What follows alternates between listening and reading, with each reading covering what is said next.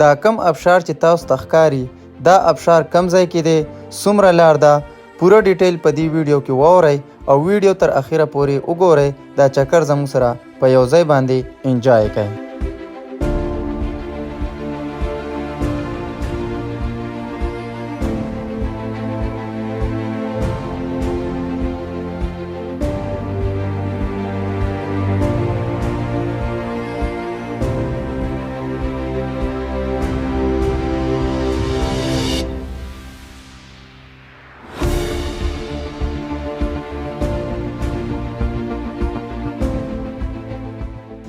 السلام علیکم ملګرو، امید لرم چې ټول به خرو او جوړ یې او د ژوند نه به پول مزې اخلی.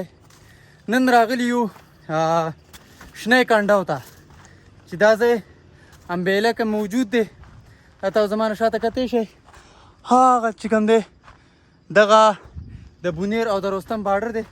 دغلته دروازه لګېدلې ده، یو طرف ته رستم دی بل طرف ته بونیر دی. روان یو ابشار دی، هغې ابشار ته ځان رسو او د هغې نه تاسو ته ښایسته ښایسته ډرون شاټس اخلو او تاسو ته بیا ښیو. ویډیو پوره وګورئ، خپلو ملګرو سره شیر کړئ.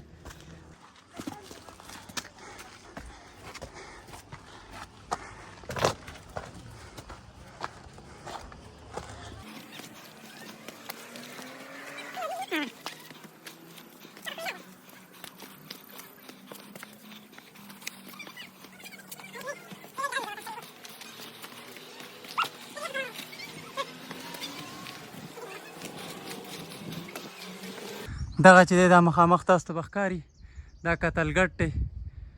دې باندې ما یو پوره ویلاګ جوړ کړی و، که تاسو نه یې کتلی هغه وګورئ. د دې ګټ چې دی د دې ډېر غټ تاریخ موجود دی.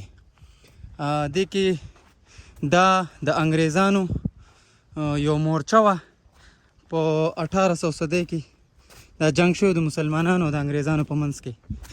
نور ډیټیل سره نه ځو، تاسو ته د ابشار ویډیوګانې ښیو، تاسو ته به د ابشار ښیو. دا چې کوم دی دا د رستم حدود دي، دا تاسو کتی شئ. تاسو تقریبا 10 منټه لار ده د مین روډ نه ابشار ته او ډېر ښایسته دومره مشکل لار خو نه ده. ښه ملګرو دا ابشار ته موږ راورسېدو. دا چې دی نو دا شنی کنډو کې دا ابشار موجود دی، بونیر شنی کنډو. تاسو کتی شئ دې خوا له بس ځو او تاسو ته نږدې نه ښیو. ماشاءالله ډېره ښایسته علاقه ده، ډېر ښکلی موسم دی پکې. او دا واټرفال تاسو کتی شئ دا موجود دی بونیر امبیله کې. دا واټرفال چې دی نو دا موجود دی، تاسو کتی شئ. په دې لار باندې موږ داسې رالو. دغه روډ تاسو کتی شئ، دغه روډ چې دی دا مردان رستم دغې طرفونو ته تللی دی. دا د بونیر سره چې کوم دی ټچ دی. نو دا چې دی دا یو بارډر دی، دغلته دروازه لګېدلې ده د رستم او د بونیر ترمنځ. دا یو بارډر دی، دا رستم حدود دي او اپله چې کوم دی اخوا بونیر دی.